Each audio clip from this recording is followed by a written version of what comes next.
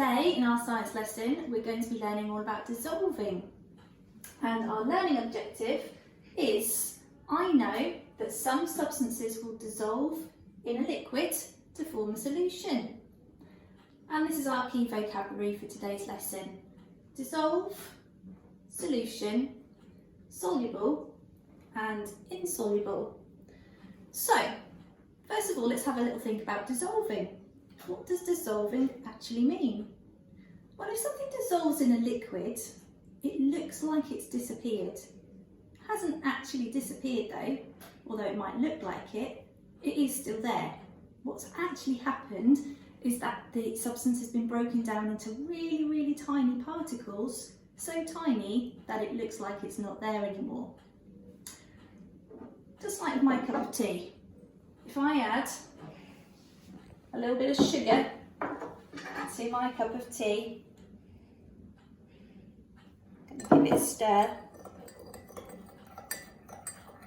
it will look like the sugar has disappeared, but actually it's just dissolved in the water and it is still there. And if I take a little sip, I can taste that it's definitely still there. I've got 3 glasses of water here, each of 200 millilitres of water. This one's got cold water in it, this one's got warm water in it, and this one's got hot water in it. What we're going to think about now is when I add a teaspoon of sugar to each of those, how quickly is the sugar going to dissolve? Which one do you think is going to dissolve more quickly? Is it going to be the sugar in the cold water? Is it going to be the sugar in the warm water? Or is it going to be the sugar in the hot water? I'd like you to make a little prediction about that. So pause the video please and make your prediction. So I'm going to add a teaspoon of sugar into the hot water. I'm going to stir it until it's dissolved, and I'm also going to time how long it takes. Here we go.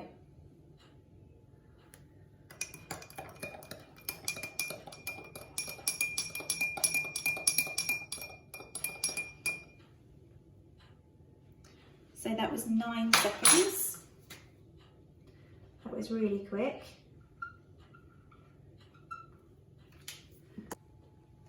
Now for the warm water.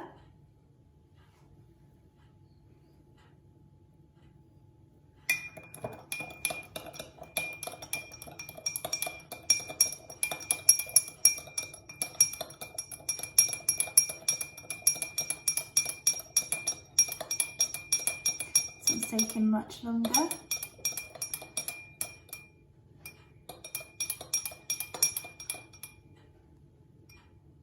I think that's all dissolved. That's 23 seconds. I'm going to write that on my chart. Now for the cold.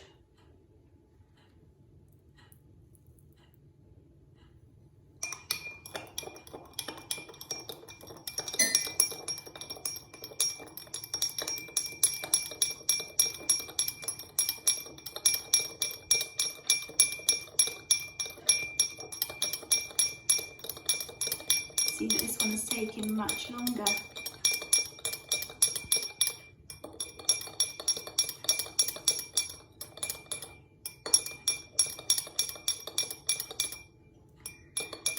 Still a little bit there.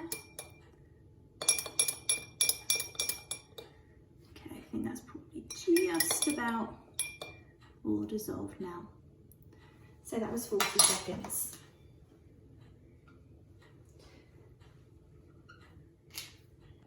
So we've got some really clear results here. The hottest one was only 9 seconds, and that was definitely the quickest. And the cold one, 40 seconds, that definitely took the longest to dissolve. I wonder if your predictions were correct. I'm going to show you a demonstration now to hopefully help you understand a little bit better about why the sugar dissolved more quickly in the hot water. So I've got 2 glasses of water here, one with cold water, one with hot water, and I'm going to get my assistants to hold a teaspoon of food colouring and pop it in at the same time. Okay, girls, off you go.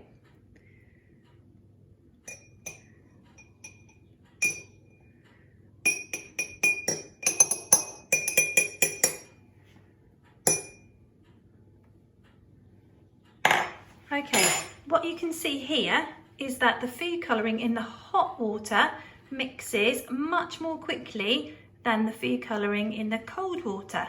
And this is because the water molecules in the cold water move much more slowly than the water molecules in the hot water. The water molecules in the hot water are moving really, really quickly. So that's nearly the end of this little video. We found out that sugar dissolves in water to form a solution.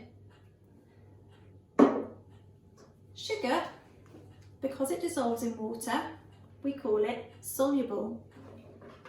So I'm going to write sugar over this side. I've got a little task for you to do at home now.